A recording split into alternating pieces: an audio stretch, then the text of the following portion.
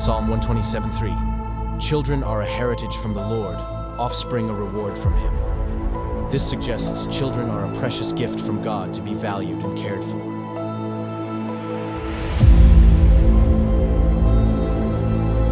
In the United States, a child a minute is taken into DHS, CPS, and so on custody. The reality is their picks are already selected, you just don't know it. Being perfect no longer matters. It's what the adopting families are looking for.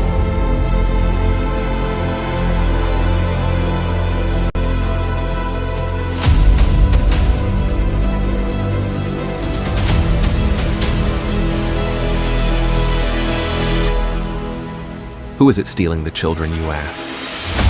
From caseworker to the White House, the buck stops at all levels, just not where it is supposed to be. The services your family needs, we the people have paid for to ensure your reunification.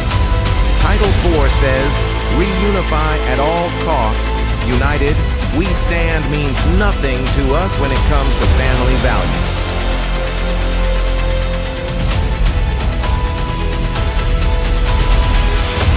Children are being ripped away from their families. Parents are reverting to addictive behaviors to cover the pain. The trauma caused by child removal is just being recognized, and the results are atrocious. Termination of parental rights is not healthy for anyone, just profitable for the people enforcing the lie.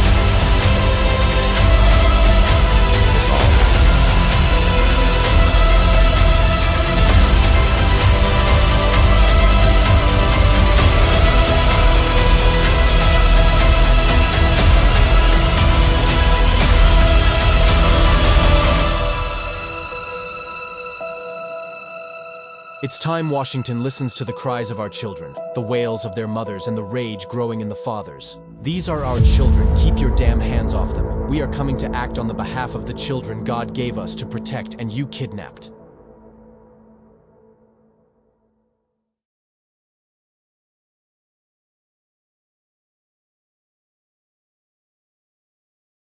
Imagine being a child who has been torn away from their security blanket, their parents, the ones who stopped the boogeyman from terrorizing the nights and curing their boo-boos when they scrape their knees. Now just imagine how they must feel when the CPS meant to protect them tears them away from their supposed abusers and places them with strangers who have zero comforting skills. They need to be calm. They are confused, lost, panicked, and needing their parents, but CPS took them away for the purpose of saving them. The kids don't even know why, and they are told that the parents they attach to no longer want them. What do you think that does? Do you think that this is how protecting children is supposed to look?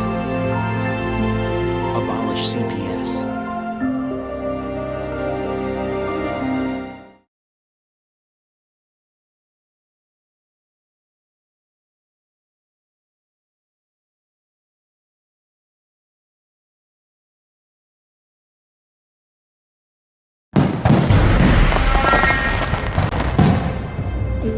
Childhood, growing and developing years of a person, this is meant to be a highly important time to create morals, fundamentals, and skills necessary to be a success.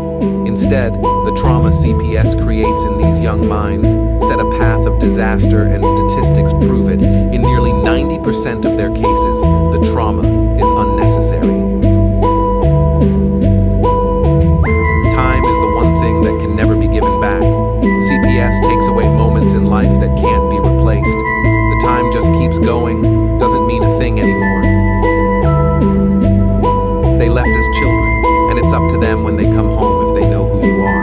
Each second away is time you will never get back and keep getting older. Studies are leading towards incarceration. Now comes the honorable judge in the halls of justice, where the Constitution will hold strong, and your rights to life, liberty, and pursuit of happiness will trample CPS for all they have done to your child. The truth and corruption that's revealed to you is enough to make you sick. This is not America we were sold. Children are being taken from families at the rate of one a minute. It needs to be stopped.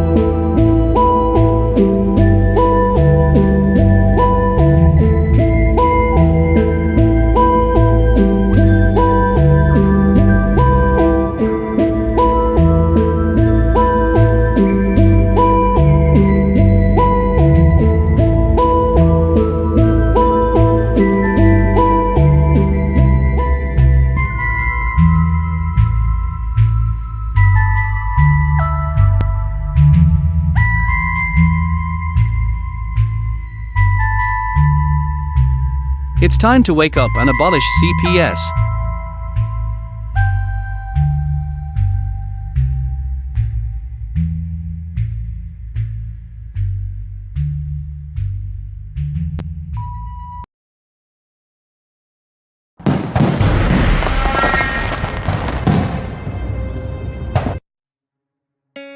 In the United States, CPS makes upwards of $3 billion per day on trafficking and selling our children. The corruption may start with the caseworker, but goes through the judicial system, passing the governor through the Senate and into the White House. The entire system has a hand in the business known as CPS. Our children are stolen every minute of a 24-hour day. They are being robbed of their innocence, their trust, their happiness. As parents, we are isolated and betrayed by a government we trust. States are balancing budgets on kids' lives. Only 12% of the kids taken will be reunified. Title IV funding is being riveted with fraud.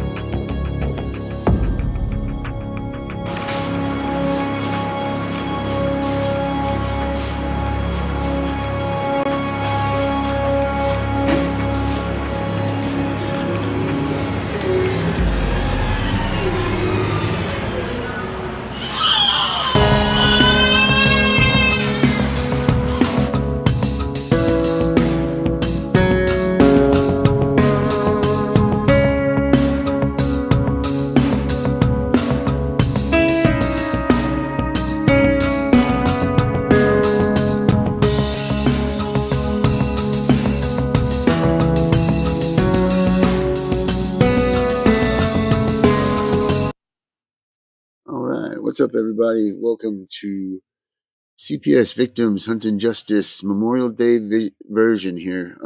Just bear with me 1 second. We're trying to do a live thing with TikTok and a live thing with this, and wasn't quite ready for it, but we're doing it. So just bear with me here. It's obviously a little dark, so we're going to change that up here for us really quickly. How are we all doing on this Memorial Day weekend, guys? We doing all right? All right, there we go. Let's kill this a little bit. All right. We all doing all right? I'm going to get the chat up here for a second. And I want to just do something. I want to get you guys. We don't ever do this enough, I don't think. But I want to hear a little bit about you guys and your stories. I want to talk about that. In 20 minutes, it's my, sorry, guys. In 20 minutes, it's my baby's 7th birthday. She was taken a month before her 4th birthday. It really sucks. It really sucks. So, I hate these holidays. I hate these lights even more right now. Red isn't good on me. Jesus Christ. Sorry about this, guys. Really. Ooh, beautiful. All right. So, it really sucks. I understand all of this stuff too well with all of you that are feeling this pain out there. We got the chats right here, guys. Hey, Carrie, how you doing? We got the chat. So I want to hear from you guys. I want to hear what you guys have to say.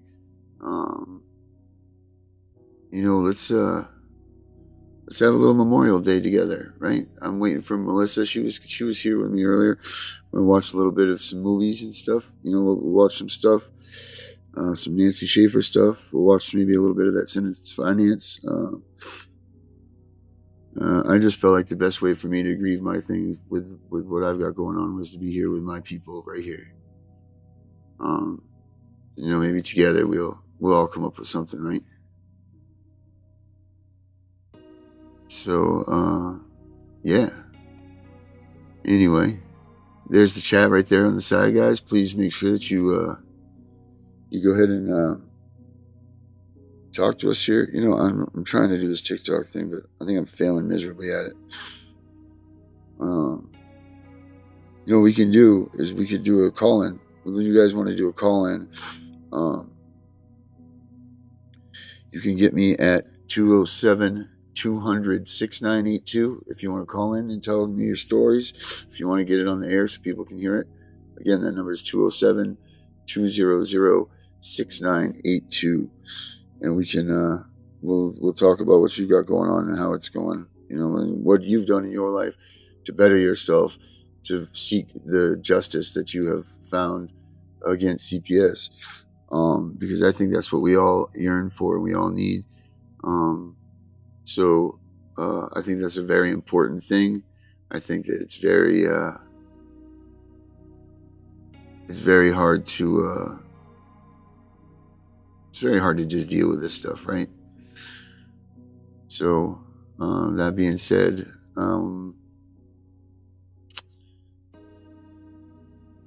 let's see here. Let's go through. Hey, you know what? Here's the thing. You know what? It's tough. It's tough, guys, to keep up with all this stuff. It's hard to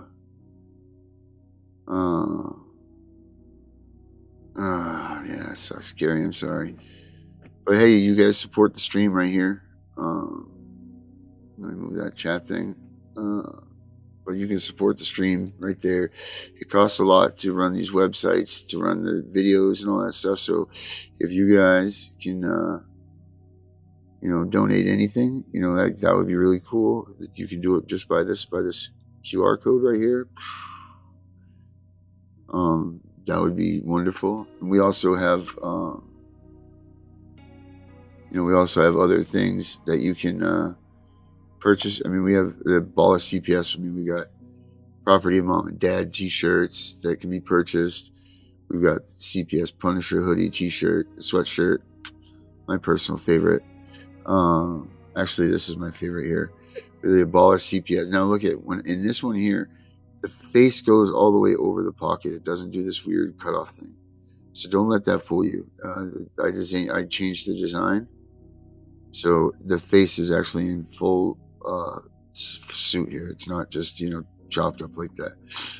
So I mean, that's a damn good looking sweatshirt too. And then of course my coveted "Making Parents Great Again" hat.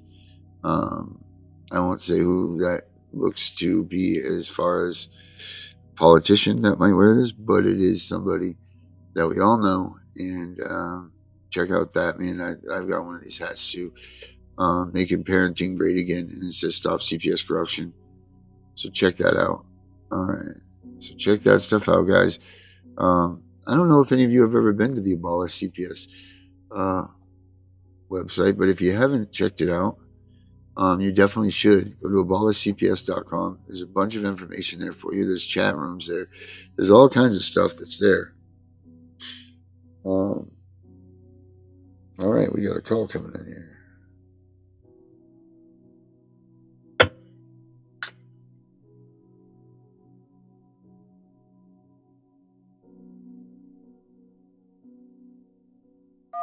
Hello? Hello? Hello? All right, Melissa's here with us, guys. She has found me. Hello, Melissa. Hey. Hey. So we're doing. I kind of got the TikTok studio thing figured out on my laptop. Did you really? Yeah, I was able to put it on my laptop and get it to work. You have to download it and install it. But if you go to TikTok, you go up top to the profile, and you look in the profile will actually, if you go down, you have live studios, live center, and live something else. You want to go to the live center, and then you just click the live button. Really? All right. Well, I'm going to try to get it. Are you there now? Are you guys checking out? Do you guys know all about this TikTok stuff, guys? Oh, wonderful. Now to add insult to injury. What did I not do tonight? Let's see here. All right. So, Melissa, this Memorial Day weekend, I was just talking with everybody about everything. Do you have any plans, or do you guys go the non-planning route of holidays without the kids around? There hasn't been a holiday since the kids have left. No holidays, no birthdays. What's the point?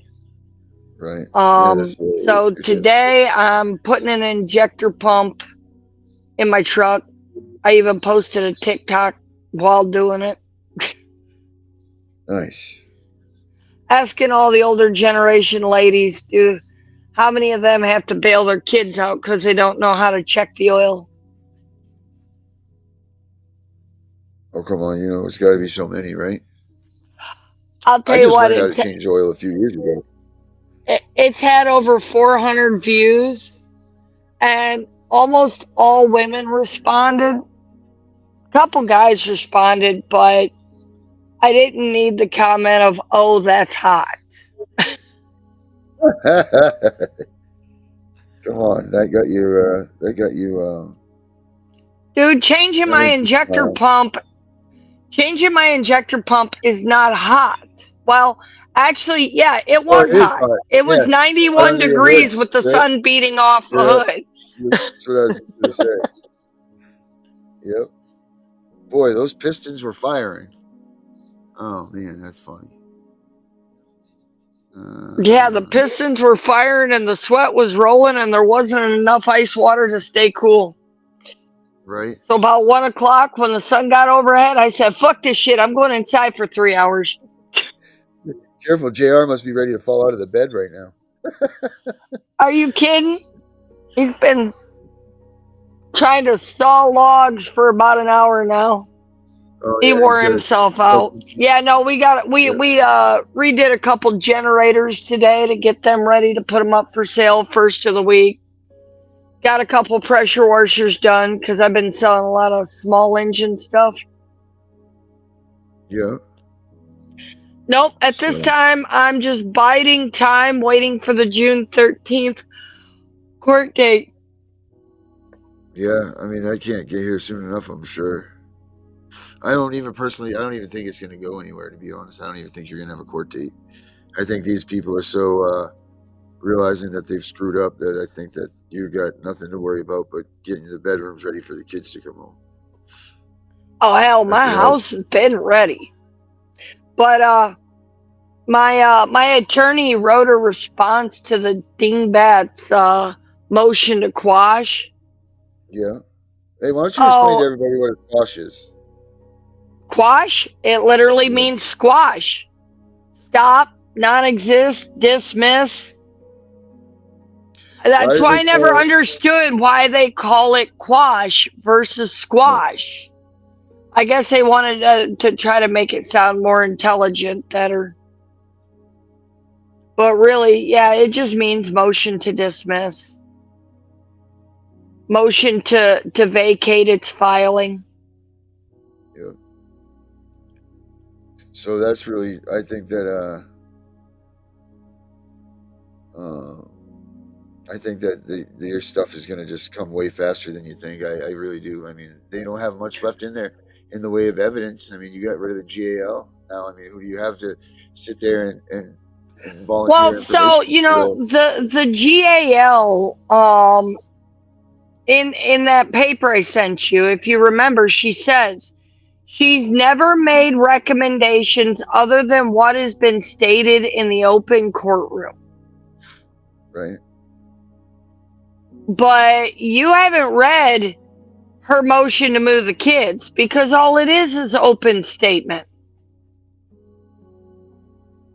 And then in the Right. response we wrote, we called her, I believe the attorney, Yancey called her, he said something about her half baked ideas and lies.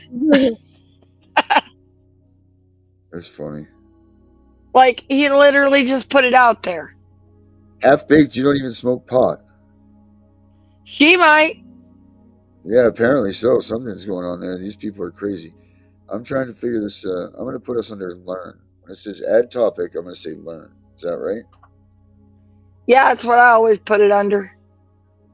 Learn. All right. Maybe one of those other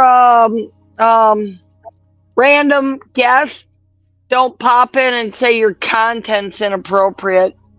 That's what I got for airing your show last night. Oh yeah, what was our inappropriate content? It wasn't really that it was inappropriate content. It was who stopped over to view it. Oh, by the way, I found Macy's live. She was live all day today.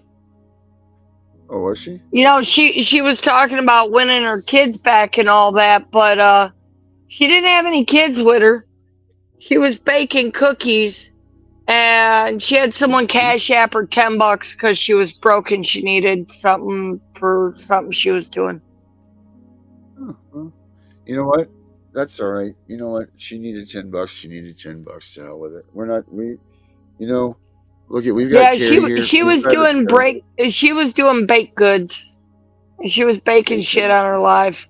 Yep. You know that I used to be a chef. That's what I was in my that's what my previous. That's how I met my wife Mary. Was I ran the kitchen at her golf course that she ran. So if you So you went from maybe that. Maybe we You should have went from people. that to clean up to outing the government. Okay. Yeah. Well, first I guess that's when you say it's a dirty job and yeah, someone's got to gotta do it. Yeah. So first was the bio recovery. That's what I was first. I did that for a lot of years. I did that for a lot of years. And we that was crime and death scene cleaning. So that was good stuff.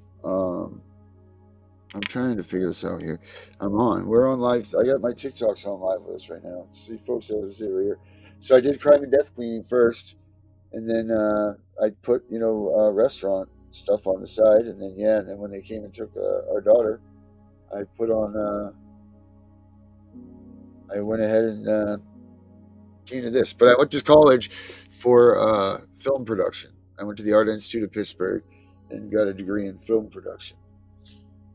So how I've ended up on this path, I have no idea. But I know the one thing I was supposed to be was a father and a dad. I mean, we have our older daughter that I did just fine with, and Mary came in at her age of 10, and she, took control of. Thank God, because Bree was at the age of womanhood, if you know what I'm saying. So, what the things that a dad, because her mother left her and had nothing to do with her. Right. When she was about 4 or 5, so it was just me and her.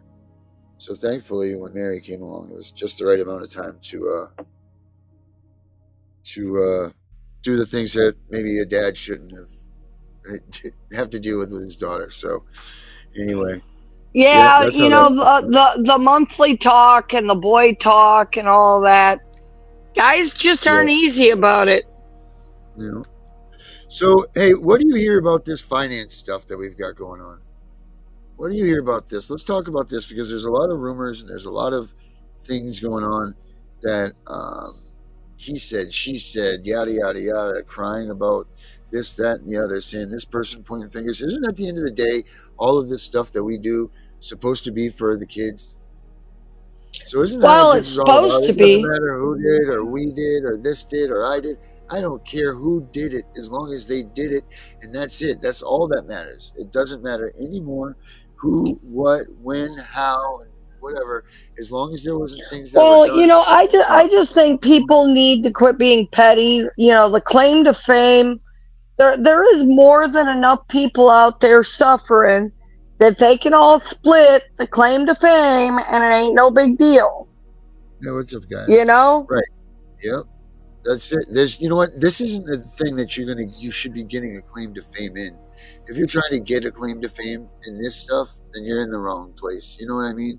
Like there's no trophies for the front runners trying to get our kids, because every one of these kids that we get back anyway will be damaged. So there is no winners in this. The winners will be for the future of us, that we didn't, leave kids in harm's way when we beat these guys, abolish them, get done what we need to get done. I mean, that would So, be cool. But I was talking to one of our friends earlier today, actually, Dr. Fowler. We were discussing the fact that they're getting rid of the incentives, or at least they say they're getting rid of the incentives.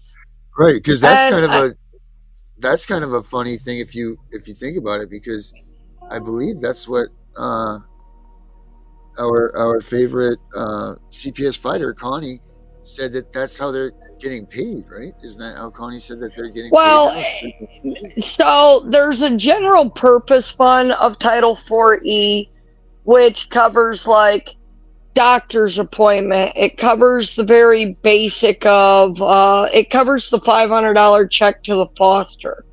It doesn't cover a lot of other stuff. On the other hand, the reunification incentives, for you to get a psych eval, the doctor gets like $1,000, $1,000 to $1,500. Well, the department's probably getting about $5,000 to do that psych eval, to find you the best doctor, to set up the best plan. They make about 3 times what you actually get. And actually, what I'll do, since I've kind of cornered this director and I've made pretty good friends with this director, I'll straight out ask her after she gets back off vacation. I'll straight out ask her how they get paid on kids. I mean, she speaks to me pretty openly, and I speak to her pretty openly. Like, she knows I do the show.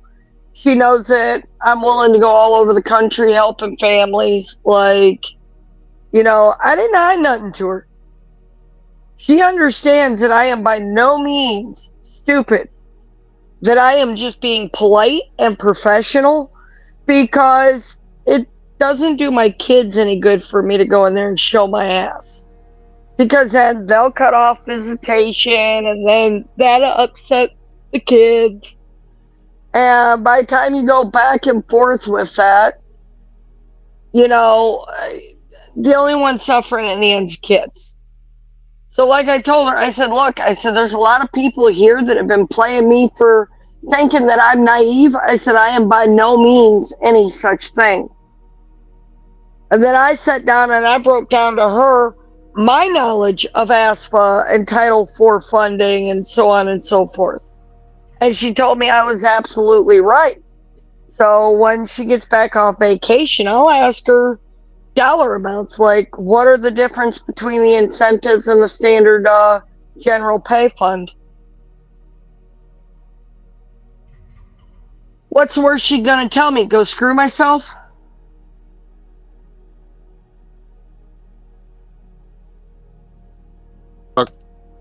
Yeah, on the TikTok live right now, I got so Catherine Lester is from ASFA, from the SSA.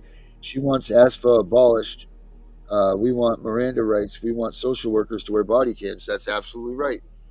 Actually, we don't even want social workers, but we need to do something to put into place of these people that are caring for and helping the kids that are in imminent danger and do need people to support them and help them out. That's the biggest difference between what we're talking about and what's in the existence right now. But we need to actually make sure that we keep that push going. I actually have a bill. It's about 45 pages that if you're interested in, you can message me at abolishcps.com at gmail.com, and I will forward you the bill that you can introduce to your senators and your congresspeople and all that, and see if you can get that pushed forward. I would appreciate it, and I'm sure some unlucky families that have been through some BS with social services could deal with it too. I mean, that's the thing here. Like, all of this is a win-win, and I don't care if you put your name on it. I don't care if anybody puts their names on it. It doesn't matter to me. Just put it up there, get it up there, and abolish this system, right? Like, that's the way it's supposed to be. Who cares, right? Like, that's just it. That's the way that we are here, right? I don't care if Melissa gave out my bill and someone said, oh, Melissa's bill. I don't care. I don't care. All I care about is to make sure that our kids get home safe and somewhat unscathed. That's it. For the ones that and that's what the whole thing's supposed to be about. That's why when all the different groups are playing the he said, she said, let's play this person against that person, and this one don't like that one. Now, if there's groups out there taking money and then leaving people high and dry, yeah, people like that need to be outed. But as far as the rest of the groups go, everyone just needs to work together. Right. Agreed. You know, So Sean McMillan, I guess, is suing CPS in California. We've had Sean McMillan. Have we had him on? We've interviewed him. No, or were we talking about him? Actually, you know what? we just talked about him. Right, Carrie's the one that's talked to us about Sean McMillan. Carrie knows a lot about a lot of this stuff. I don't know, Carrie, you want to call in, or do you want to come on the show? Want to be a special guest? Because this we're just kind of going by the seat of our pants tonight and doing some things. We figured since we were doing nothing, we should get out there and talk. But yeah, she says in this. Catherine says, "Oh shit! I just closed my fucking TikTok. Oh no! What does that mean? What, you mean drop the screen down? Just open it right back up. Your camera stays on. It keeps coming up saying it's going to do this, or this. Will it let me go back to live? It should. Oh. Well, no, because it kept telling me like retry, telling me my phone the program wanted to clear out. So I had to keep saying, wait. Hey, we're live on TV right now. Yeah, there's my wife right there in the background. All right, so TikTok's gonna allow me to go back live. It looks like. So let's see here. Maybe. Come on. But yeah, no. I reconnected with a friend of mine that a year ago, I had kind of discussed with him a lot of the case because he is a forensic case specialist. He's also a psychiatrist, and he knows the laws of the states, like forward, backward, left, right. And he, over a year ago, he told me a couple things. He's like, just file these couple things, your whole case would just go away. And at the time, I had an attorney, and I couldn't get the attorneys to do it. Go figure. Right. But, well, I think what we need to do is go back to the basics for a minute, Melissa. And I think what we need to do is go over what these people need to know about CPS and what is actually going on. Because I think that we're getting so much information misstrued and thrown out there, and things are... Oh, I'm sorry, guys. I don't have the chat up there. My bad. I'm reading them over here thinking that they're all up there, but they're not. They are right here. So I apologize for that. My bad, everybody. But what I'm thinking is that we should go back and talk about things like what ASFA is, what is, like what does it mean, what came about with it, what came out with the Social Security Act, what came out with all of these things that created this monster known as the CPS machine, right? Like this is where, because so many people are either jumping into this game midway through it, they're, been involved in it, they don't know proper information, they're fighting because their kids were taken, but they don't know what to do. So I think we need, I think we need to have a seminar on the basics of CPS 101. What about that? Yeah. I know we've been talking about a seminar, but I think we need to have, a weekend class that it's just, we'll call it, CPS for dummies. So like making a play off the dummies thing.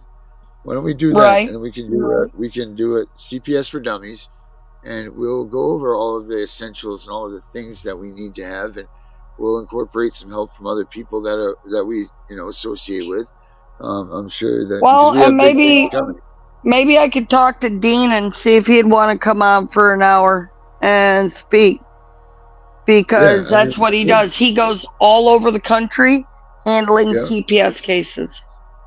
Nice, very nice. I mean, but that seems he's the forensic specialist that when he comes in, because he comes in as a medical expert, he goes through Yeah. the judge, gets the right to access the whole file.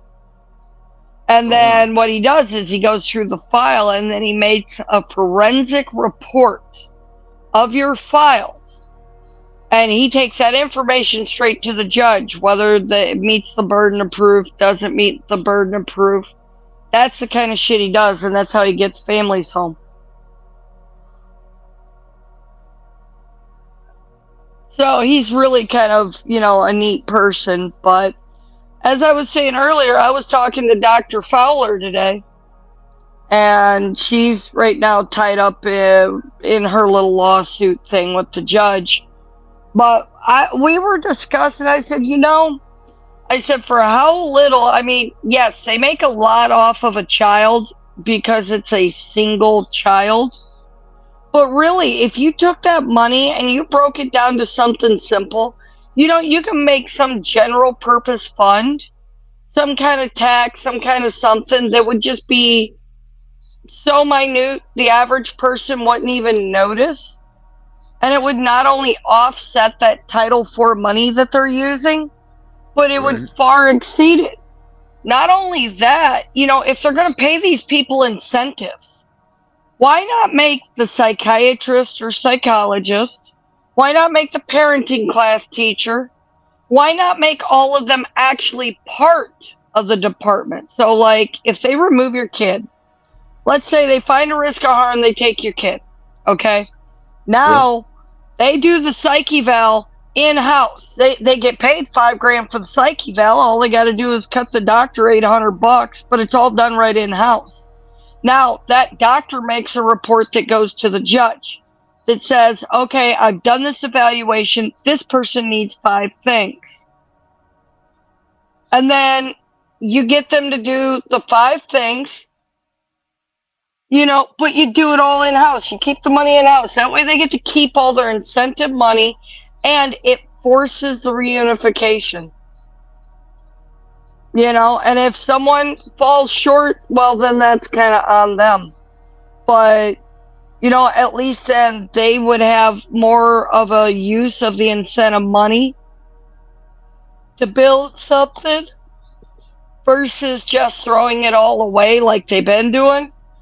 Send you to this professional, that professional, not turn in reports. Maybe if they did it a little different, they'd turn in reports and it would actually work for the people. Well, and if those reports were reflective of what the family needs and wants and expectations and all of that were, you know what I'm saying? Like that's the basis of all of this. The hell with the money, the hell with everything. We need to keep the nucleus of the family together and alive. But the money, absolutely. Imagine if you just break down and divided that money up. Imagine if you Yeah. just broke down all the title money and just put it to the children that have been affected by CPS. Each year you took that budget and then put it towards the children that were affected by CPS for like a fund for so like a social security, but for the kids that have been taken by CPS. So they can't touch it till they're 18. Maybe a college fund comes out of it, something like that, opposed Well, to if they gave the family 1/10 of the money that they get for housing the kid and then put the family through services, the family would be fine because most of the reasons families are divided are based on being in the lower economic scales and right. not being able to do everything they need. Yeah. Don't But get that. Don't get the you, yawning going, Melissa. That contagious. well, I'm sorry. I thought someone was You starting know at me, I'll be out. 6. So yeah, you know what? You start yawning in front of a narcoleptic person, and that's a terrible thing. Kenneth, you're Then right. I'll tell you to stand. I'll tell you stand your rear end up and start dancing a jig or something. Yeah, I'm gonna have to stand up here pretty soon because we're already at 40 minutes. Usually 29 minutes is about my amount of time that I can actually remain sitting without my eyes shutting down. Catherine says to us on the TikTok, she says they are private contractors contracted by CPS. They certainly are. Some states do that way, but we also have found out that some states also actually they're actually employees of the state if they are part of the Department of Health and Human Services. Now, what they've done here in the state of Maine is they voted on it, and I'm not sure exactly what's going to go down with this. It's kind of odd. Was they voted to separate themselves from DHHS and become their own entity, which I think is a ridiculous. Yeah, privatized corporation for the government. Yeah, exactly. Now we're talking about worse than what you're saying there. Well, they can make more money by doing it that way. That's why they do it that way. Is they get a higher incentive because they're a third party. Right. No, I understand that. But I'm saying that for the people and for the senators and everything to vote for that up here is just asinine. I can't believe that. That just shows you how little paying attention people are doing to what we're talking about. Like there's just no need for that, Well, if they would start enforcing the rules of these cases more, I think we would see a higher percentage of kids going home because, the department's supposed to do a monthly or quarterly report on your case that goes into the judge that says where you are in your services, how many you need to be done with services, right? And what it takes for you to make your reunification goal. And if they move all those services in-house, they make more money off of it, and they would have a better incentive to return the child. But the other thing that, like me and Dr. Fowler was talking about earlier, if you take, so in the state of Alabama, in the state of Alabama, there is 5,400 children in care. Yep. Okay, out of the 5,400 children, they made $1.2 billion in incentive funding last year. Okay. Wow. Now, instead of, prostituting our children for financial gain, because really that's kind of what they're doing. Right. What if what if you upped a person's license plate $5 for every license plate in the state, up semis $10. Now, for houses 150,000 and under, up their home tax $50. Yep. Now take the 150,000 to 250,000, up at $100. $50 for each bracket up, because Alabama's got a bunch of homes that are worth $23-24 million down on Ono Island. There's a couple hundred homes down there. Even Dolly Parton has a home down there. What, an extra $1,000? That ain't gonna bother them, but it would calculate that little bit of difference. So literally, what, an extra $75 a year out of a family? Yep. I mean, in a way, it's a lot of money because, the cost of living's getting expensive, with groceries and everything. But groceries are through the roof, right? That little bit of change would be the difference of needing to use your kid for money or not needing to use the kids at all, and making it an incentive-less salary pay program. Yeah. So now there's no bonuses to take the kids. If there's going to be an incentive bonus, it should be $500 to buy the clothes and shit the kid needs. Yeah. And the initial payment for the foster home. There needs to be no incentives. Like, even if you just up you throw a 10-cent tax on fuel and call it a child's fund. State of Alabama used a couple billion gallons of fuel last year. Wow. Okay, and if you add 2 cents on every gallon, the average person gets 10 gallons. That's 20 cents. Yep. And that would be millions. There's little things they could do to offset our federal funding to where they don't have to use our children. And I bet with how many children are taken every year, the families wouldn't bitch to pay an extra $50 a year or an extra $30 Right. bucks a year. If it meant that we could keep our kids home safe with us, there's no. See, what kills me the most about all of this is this, and it's now happy birthday to my daughter. Um, that sucks. But what kills me the most about this is that this was all voluntary. So we voluntarily gave our child up to this system that is join this live to reach more viewers. Sure, I don't know who you are, but I don't know if I'm supposed to do this or not. But if we used this system more to help the kids, more to incentivize keeping them in their home, or not even money wise, but the point is that this was voluntary, and we just gave them up, and then that voluntary giving up of our kids turns into massive amounts of fraudulent money coming into each state for these people to suck up and put in their pockets. And you realize that at the beginning of this, we just did it in fear of losing our kids. Like, if you really look at it, the reason that we turn our kids over and we abide by all of this, because we don't want our kids taken as the main permanently. Right, exactly. So all of this is done while we're doing this, running through that hamster wheel. They're sitting there going tick, tick, tick, tick, tick, tick, tick, tick, tick, tick, tick, tick, tick, getting hundreds of dollars at a whack at them, putting us all in services that we don't need to be in, forcing us all to think that we're crazy. And at the end of the game, they still tell you, we're going to terminate your rights and we're taking your kid. And that's just disgusting. And how this is where Melissa and I have been working on this Title IV funding stuff is wrong. Because the number one thing for Title IV funding is reunification, but they're not doing that.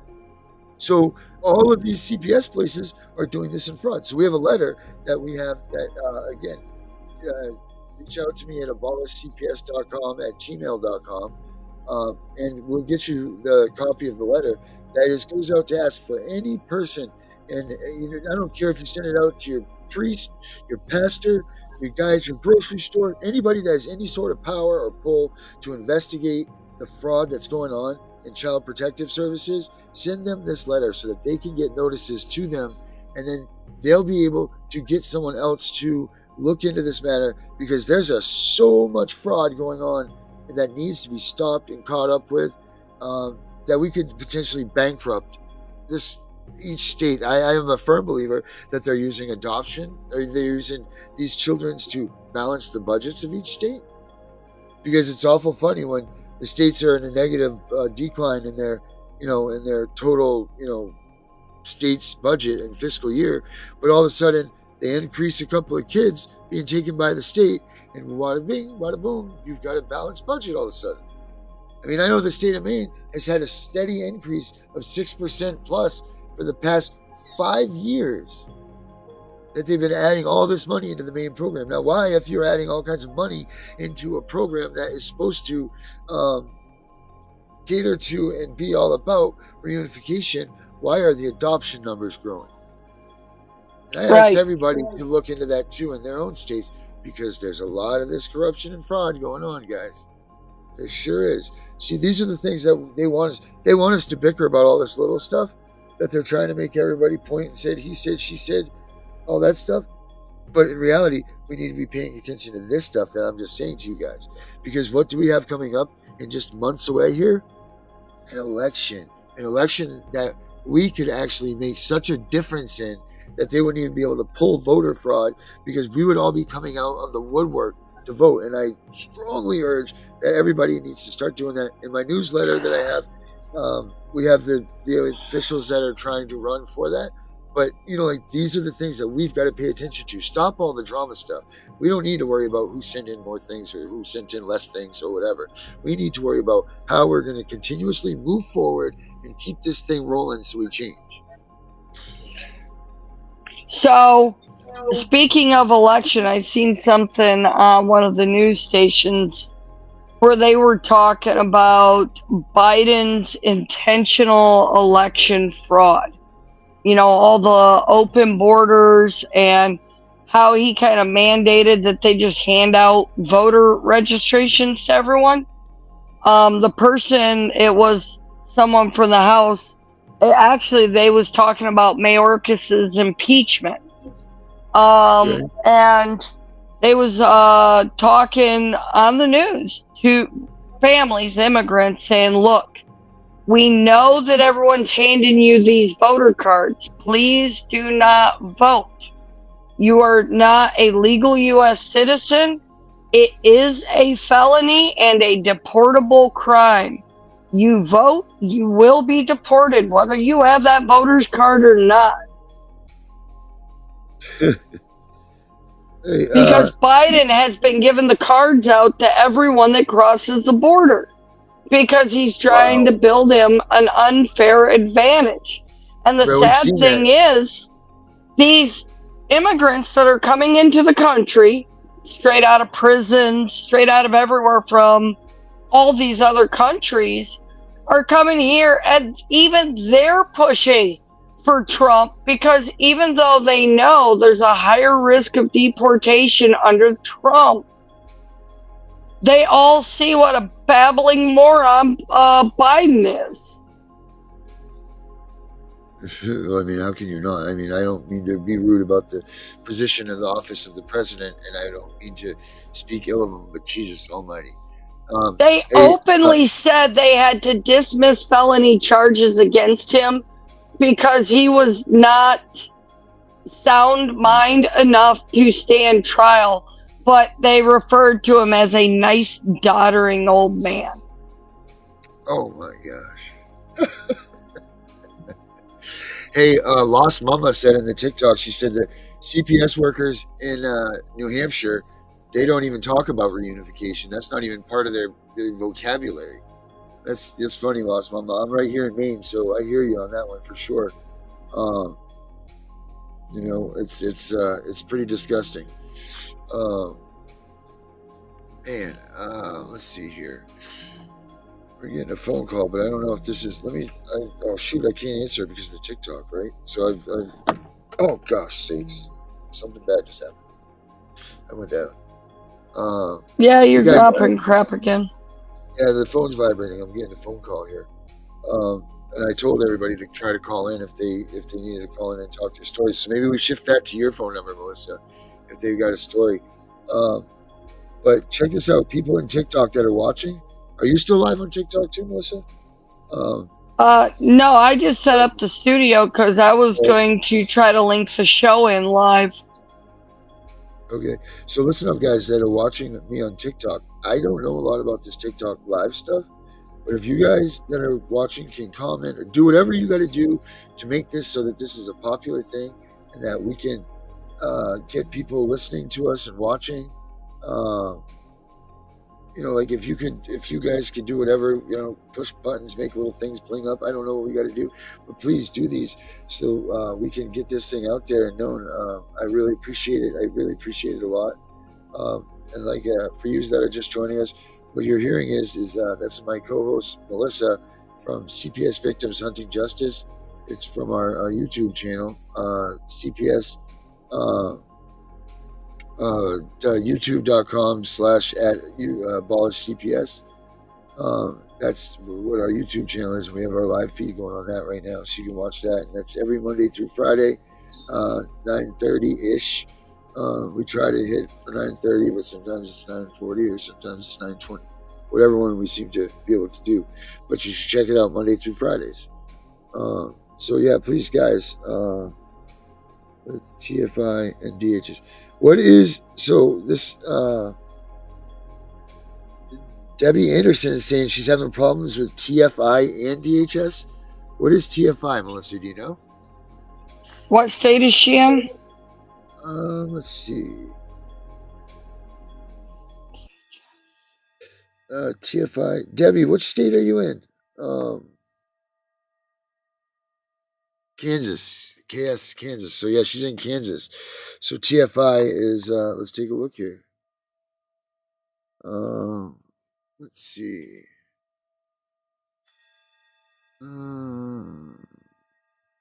Hey, Brooke, if you're out there listening, if you want to tell us what TFI is in Kansas, that would be great too. Um, and then I don't know how many of you guys are watching this just solely on TikTok or not, but you can also, we are live on the YouTube channel. We're also live on Twitch. Hey, and I also So started a local. TFI is just like a DHS. It's a Okay. family services. TFI Family Services Okay. Incorporated. I'm looking at their Oh. Know Your Rights manual. So wait a minute, is that now would that be one of the corporation ones like we talked about the the private sector of CPS? Is that what that is? I believe so because the handbook literally says child child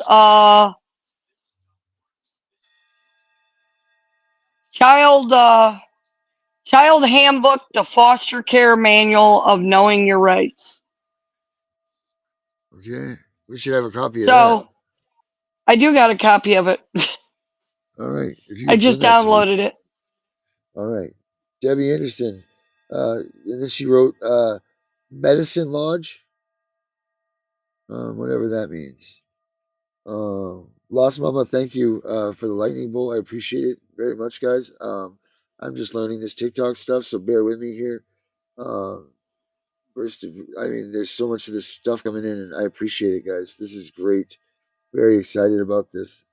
Oh, she's in Medicine Lodge, Kansas. Okay, cool. That's really awesome. So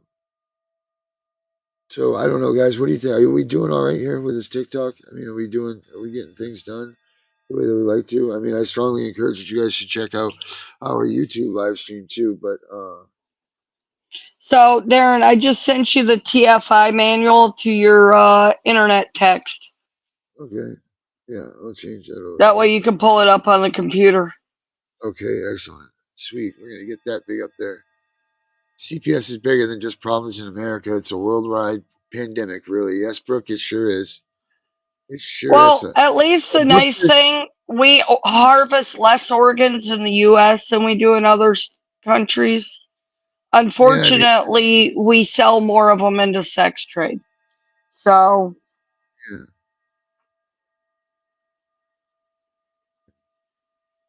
To be, they are more than the foster families. Let's see here. TFI continues to create new foster parent resources and develop innovative solutions as we work to meet the needs of families and children. Okay.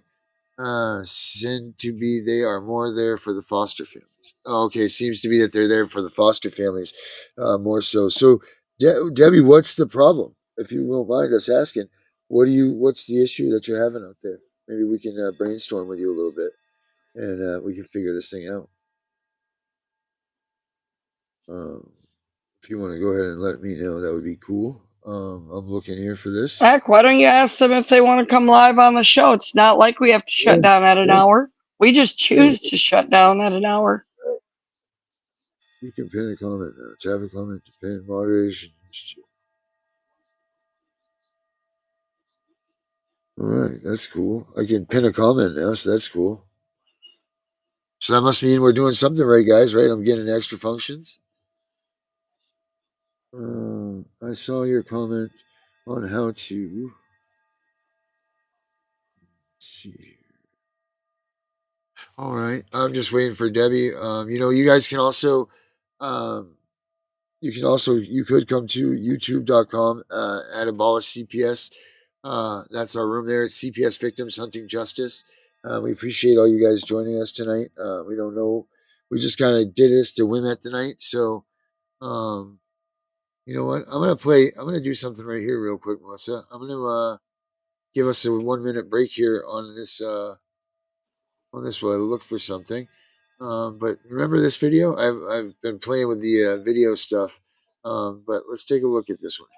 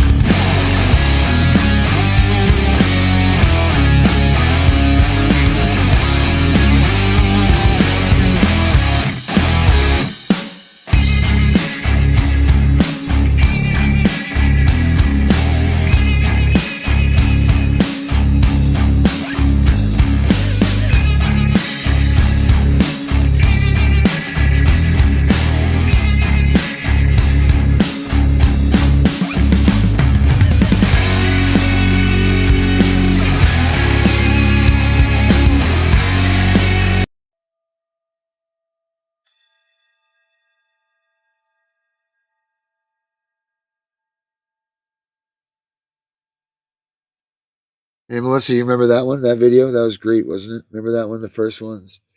Uh, Yep. so Debbie says that my daughter, her son has bruises, but I have bruises and my daughter gets them.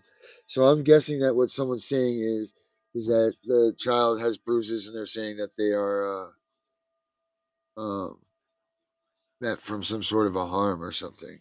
And that's what's tough with the whole mandated reporting thing, is you don't know, because the mandated reporting people have such stipulations placed on them. Like they can get in a lot of trouble if they don't report something that they find. I think that one person told us in an interview, and Melissa, they said it was a felony if they don't report it and they find that it's fun. So that makes it a tough get. And then of course you have Well, the whistle. yeah. It's one of those things. You're darned if you do and darned if you don't. I Right. mean, the one family that I'm helping over in North Carolina that I did that Rule 59 for, the child has brittle bone disorder.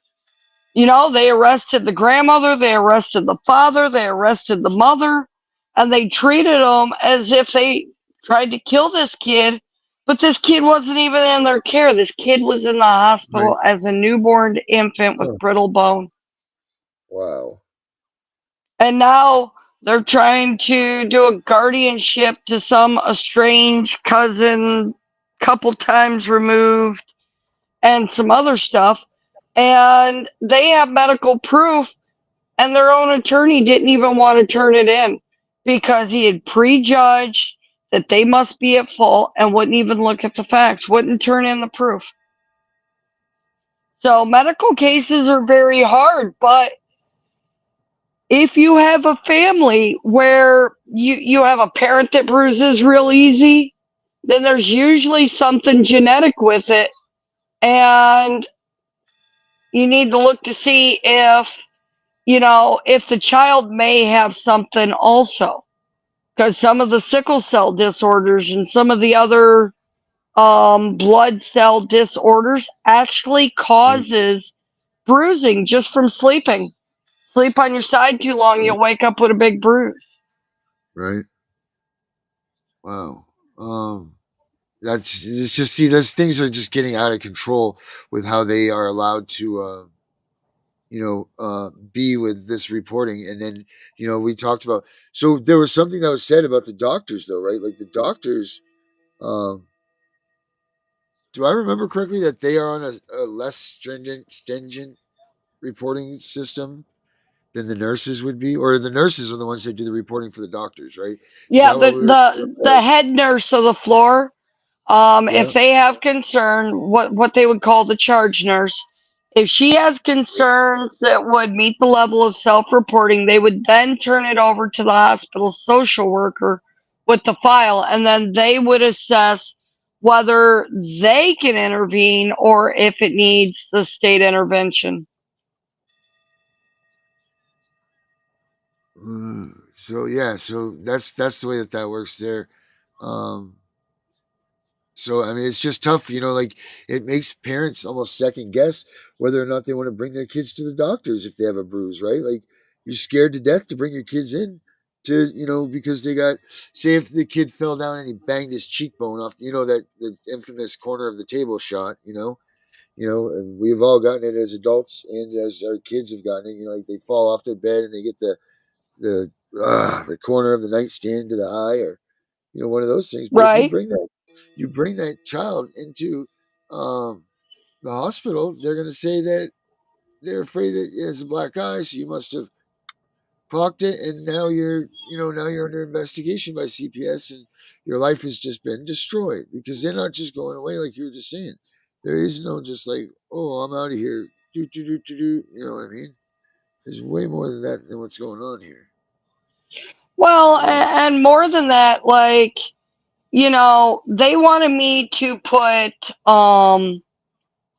like foam, like the pool noodles, on my yeah, fireplace, on the edges of my fireplace. Okay, yeah, because that's so safe. right, One, if you got a fire burning, it's going to be hot, the kid's going to stay back. right. And you typically have a little, gate around it. But if I put noodles in there, don't I take a really good risk of burning my house down? I mean, how stupid can the 20-year-old worker really be? Right. Because foam isn't flammable at all, right? Right. But now, my son, my son Junior, in my care, he's had one little itty bitty bruise um, on his cheek from hitting a toy, like falling and actually hitting the corner of a toy. But it was nothing, like no major bruise, just like a little red spot for a day or so. And Yeah. then I remember one time he had a pretty good shin bruise, which I mean that's kind of standard kid. He's been in care 2 years. He's had three black eyes. He's um he had a big split lip, and they had to assess whether or not he might have broke a tooth. He's had a concussion, and he Wow. got bit in the face by a dog. And he's only 5 years old. Oh my gosh. And now they're saying that he suffers from anger management issues. Oh really? So, Wow. I mean, like, this is kind of some pretty heavy, heavy shit. Like, foster parents, even if they love the kid, they still don't love them the same. They don't care to stop the kid from falling off his bicycle. They'll just tell them to get up, shut up, try again, do whatever, go on their way. And it ain't important to them like it is us. And of course, my daughter, Right. my youngest daughter, moved out of her home for allegations of molestation against Yep. other children. My oldest daughter, at 17 years old, she had to run away from the psych ward they was holding her in because after they did brain surgery on her, because she literally got her head kicked in 6 or 7 times. She was getting jumped so bad in the place. And the workers were openly telling me she was getting jumped. They also openly told me that there was a report of attempted sexual assault from a janitor against her in that same psych ward. So what is it that these Right. departments are doing for our children except creating irreparable harm? I mean, my son is 5.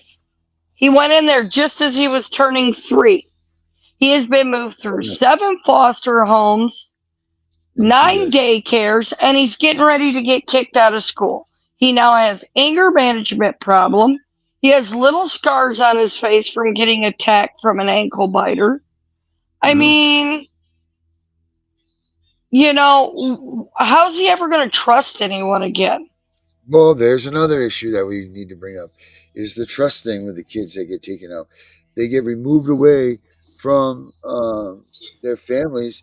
Like I don't care how you look at this or not, but there's a lot of people, including myself, somewhat do I say this, but I say that these kids look at their parents as God because, as Melissa would say, as the fact is this, the parents are the creator of the child. When their child is born, they come from the mother. You, and the mother and the father, um, and then the child came. Your love made a child. That's very important, and it's very. Um, I can't think of the words I'm trying to use right now properly. But anyway, it puts the parent as the figure of God in front of this. And then all of a sudden, for CPS to be able to come in and sweep that child away like it's nothing, like it's nobody's business, and for no reasons to not let the parents tell them why, what happened, screaming, freaking out, and all of this stuff, um, that's just, doesn't go well in my stomach at all. Um, I can't believe that's what they do. Um, and how do they get the kids to trust anymore? How do you get in a relationship with someone and be able to trust any longer. Like these are things that Well, and CPS that's a proven fact that children suffer from a lifelong trust disorder, and Right, even a dependency disorder. And now let's cram your kid full of drugs. Let's make them druggies when they didn't have to be. right, At least because my son is borderline high functioning autistic. Okay, so with him being borderline, if they try to give him Ritalin or some kind of ADD med, it's going to make him so hyper and so aggressive they can't control him. So at right, least I'm lucky enough that I don't have right, to worry that they're going to put him on that med because it right, really makes him act out. And right. I know this because one, the same thing occurred with one of my older sons, and Right. they tried it with him. Within 2 weeks, they had to pull him back off because he was having almost like a psychotic break Right. because it was making him that aggressive toward everything. So he is Wow. absolutely banned from being assigned medications because it poses a risk of harm to him. So I mean, at least I have that benefit, but they're turning our kids into druggies.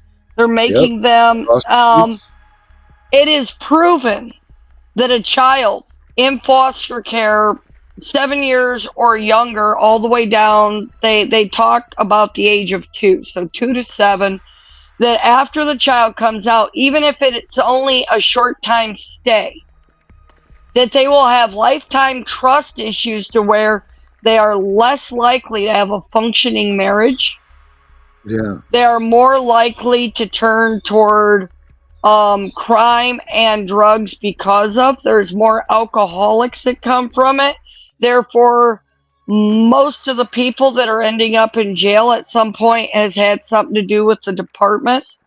Of course The they have. I kids that think are they said being it. trafficked, and I think. the suicide rate is the important one Oh, because geez. kids that Right. have been in the department are not 5%, but actually 5 times more likely to commit suicide before 16 years of age.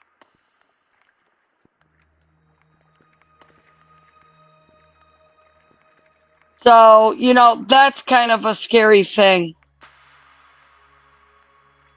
Yeah, it is very scary. And University of Baltimore did a great study on that. We went over that on the show one time. The University of Baltimore, the fear, the harm of removal is the name of that study, guys. Really, you should check it out because there's a lot of information that goes into that that you're not going to get anywhere else. It's going to tell you exactly what goes on in the minds of the kids. It's very well written. Um, yeah, it's a lot of information. Sorry, I was reading these comments. It was a lot of information. You can get it online. The harm of removal, University of Baltimore, where they did this real intensive study on the what happens to these kids when they're removed, put into group homes, all of this stuff, and it's insane, absolutely insane. Geez, oh my, you're right about that. Let's see what else is set up here.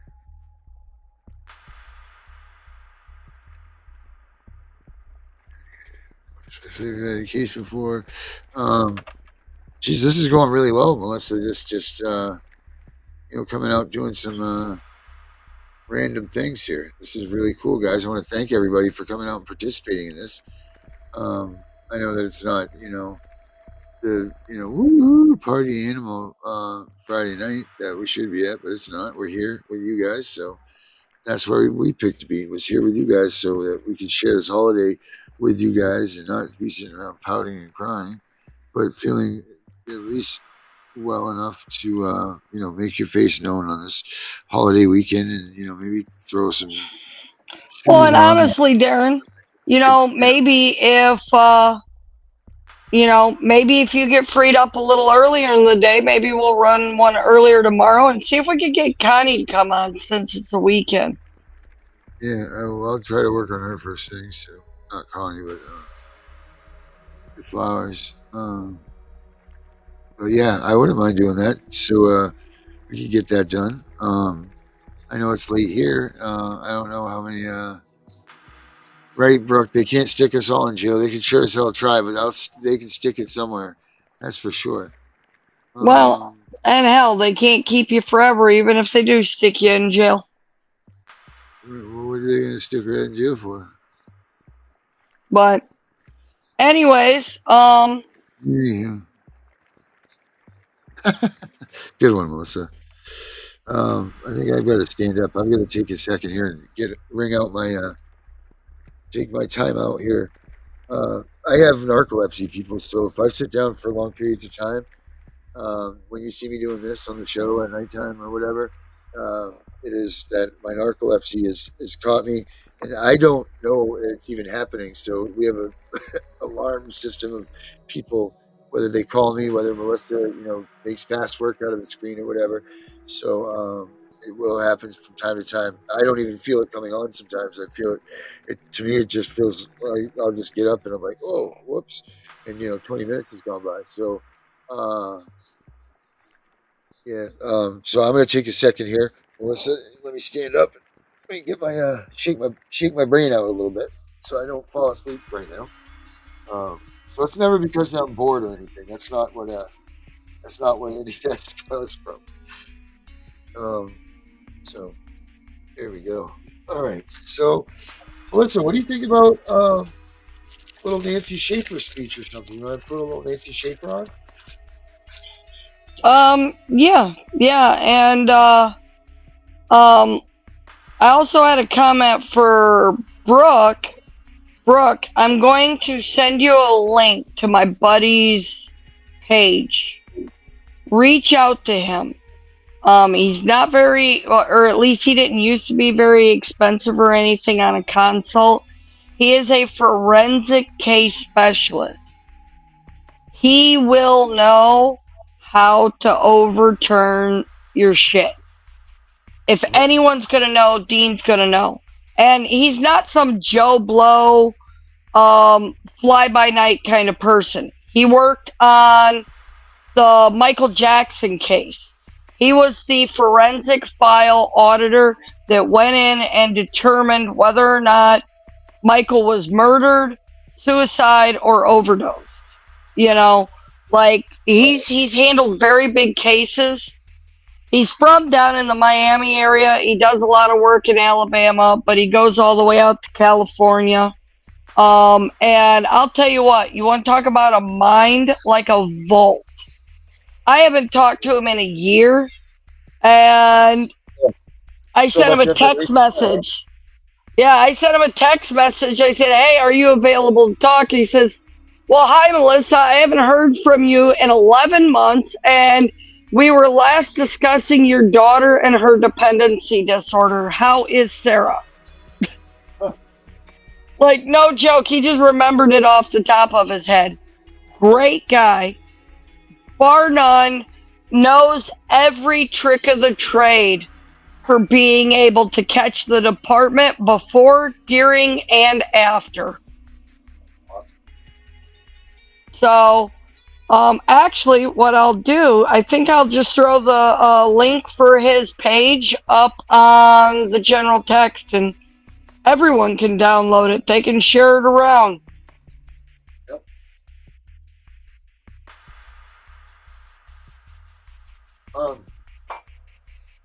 I know that we didn't say it to the TikTok people, but we're gonna do a seminar on CPS basics for dummies. We'll put that together this week, and also Melissa, we're because we're working hard on our book that we created. Hopefully, we can get that out here in the next couple of months or a couple of weeks. That thing is going to be packed full of information. Um,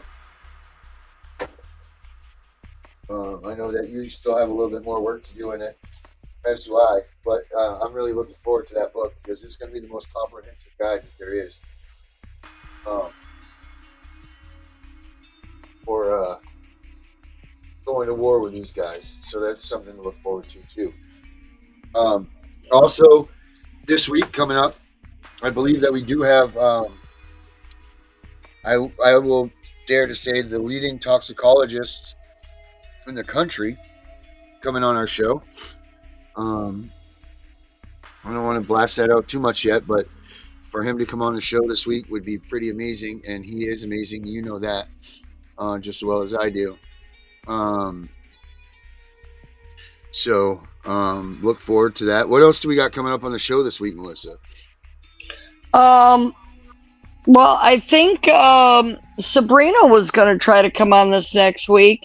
She's the one where the judge wanted to use all of her personal hair follicles to test, and he makes her take off her shoes in the courtroom and all that. Yeah, so she was going to come in and talk about the judge and how she's been able to navigate the she did a judicial complaint. I helped her draft one. Yep. She finished all the paperwork, put it all together, and it's worked out good enough for her that she has made it through stage 1 of the Pennsylvania complaint.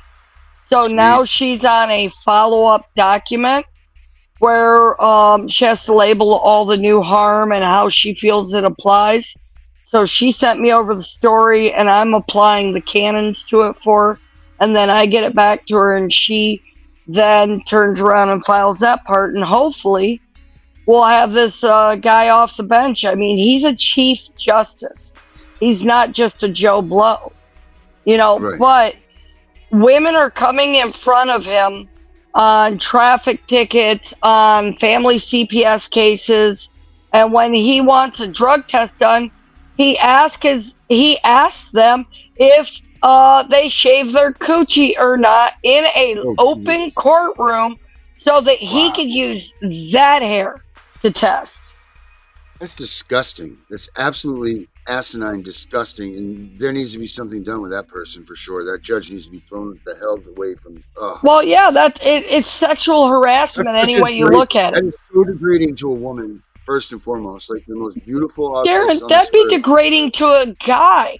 If you walked in front of your judge, you had a woman judge. If you walked in front of her and she says, "Hey, Darren, drop trowel, you got any nut hair for a drug test?"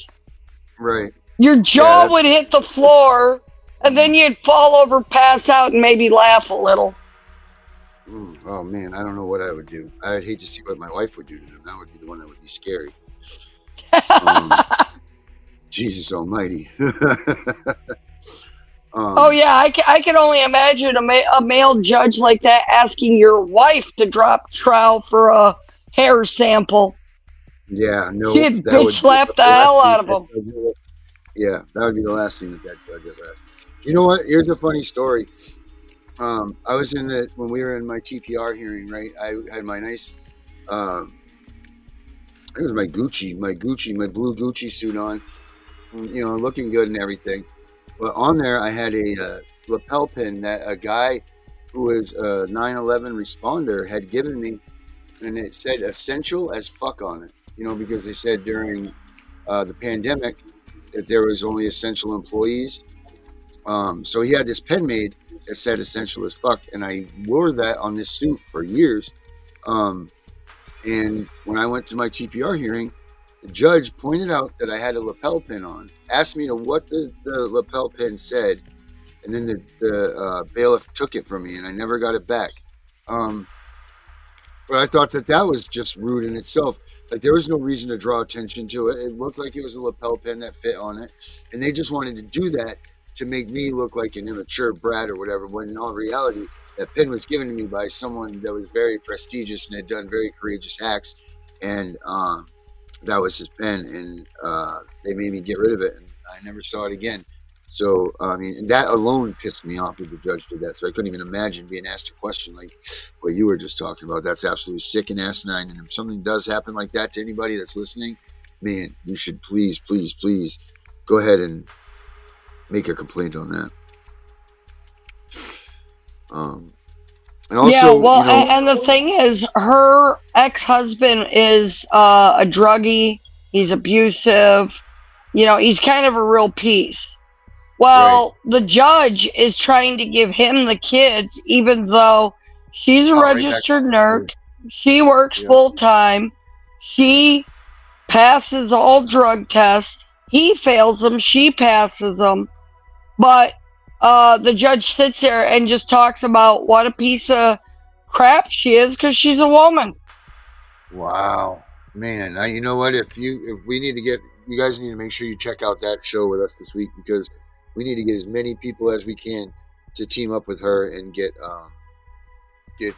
this out and that story out, because she needs some support, and we need to get this judge off the bench. We don't Well, need people and like like that. I told her, I said, you know, I said, Sabrina, I said, take your judicial complaint. I said, post it in the newspaper. Ask for other people who have suffered the same harm to reach out to you. Do a group complaint. Don't just do one complaint, do Mm, hundreds of complaints. that's it. Absolutely. Well, what do you say, Melissa? I'm getting the evil eye from my wife. And I know it's getting late. But this week coming up, we have a great week. We have a lot of cool stuff to be watching. We're going to try to get this TikTok thing a little bit better. Thank you guys that have been out on the TikTok with me tonight, doing this practice run. I really hope you guys enjoyed it. Thank you for helping me. I'm so excited to go back and look at the comments and really figure out how we can do this better so that I can interact with you better. You can always contact us. If you guys need help with consultations, email us at abolishcps.com at gmail.com, and send us your information, and we can get out, and I'm sure that we can assist you guys in some ways. I mean, there's a lot of things that we're working on also, but you know what? It's time for us to pop our cherries and get out there and start helping these people the way that we need to be helping them. So anything you What are you guys need, talking about? I already do that. yeah, well, I'm talking about through this version of life, as do I. So, but this way, that like we're doing that, the virtual cherry coming out. But yeah, make sure to check us out every night, Monday through Friday, 9:20 to 9:40 ish time period. But we try for 9:30. We try real hard for that. Um, we have the live chat. Make sure you comment on that stuff. But I think I'm ready to call it, Melissa. How about you? Yep. Tomorrow's a new day. Yes, it is. So as long as everybody stays safe without CPS in their lives tonight, we'll be good. Um, yeah. Thank you guys very much. Thank you, Melissa, for doing this. We're punishing tonight. We're out of here. Have a good night.